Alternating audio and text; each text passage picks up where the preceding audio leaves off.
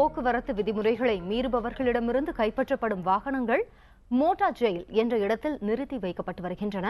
சுமார் 8000க்கும் அதிகமான வாகனங்கள் இந்த மோட்டார் ஜெயிலில் நிறுத்தி வைக்கப்பட்டுள்ளன. துபாயில் போக்குவரத்து சட்டங்களை மீறும் வாகனங்கள் காவல்துறையால் கைப்பற்றப்பட்டு நிறுத்தி வைக்கப்படும் இடம் மோட்டார் ஜெயில். துபாயில் சாலை விதிகளை மீறுபவர்களிடமிருந்து முதல் முறை அபராதம் விதிக்கப்படும். தொடர்ந்து மீறுபவர்களின் வாகனங்கள் பறிமுதல் செய்யப்பட்டு மோட்டார் ஜெயிலில் நிறுத்தப்படும். தீர்க்கப்படாத வழக்குகள் காரணமாக பல ஆண்டுகளாக நிறுத்தப்பட்டுள்ள கார்களும் இங்கு உள்ளன. அதிகமாக விதிக்கப்படும் அபராத தொகையை செலுத்த முடியாமல் சிலர் வாகனங்களை திரும்ப பெறுவதில்லை எனவும் கூறப்படுகிறது. அந்த வகையில் ஃபெராரி வகையை சேர்ந்த என்சோ ரக கார் ஒன்றும் இங்கு நிறுத்தி வைக்கப்பட்டுள்ளது. 6 மாதத்திற்கு மேல் அதன் உரிமையாளர்களால் திரும்ப பெறப்படாத கார்கள் அரசால் ஏலத்தில் விடப்படுகின்றன.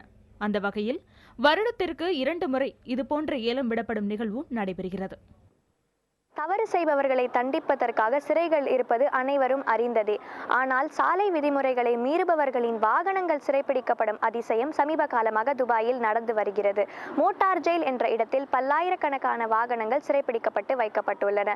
இதுபோன்ற நூதனமான சட்டத்திட்டங்களை கையாளுவதால் தான் துபாய் அரசால் மேலும் பல சட்டமீறல்களை தடுக்க முடிகிறது. புதிய தலைமுறைக்காக துபாயிலிருந்து நிவேதிதா.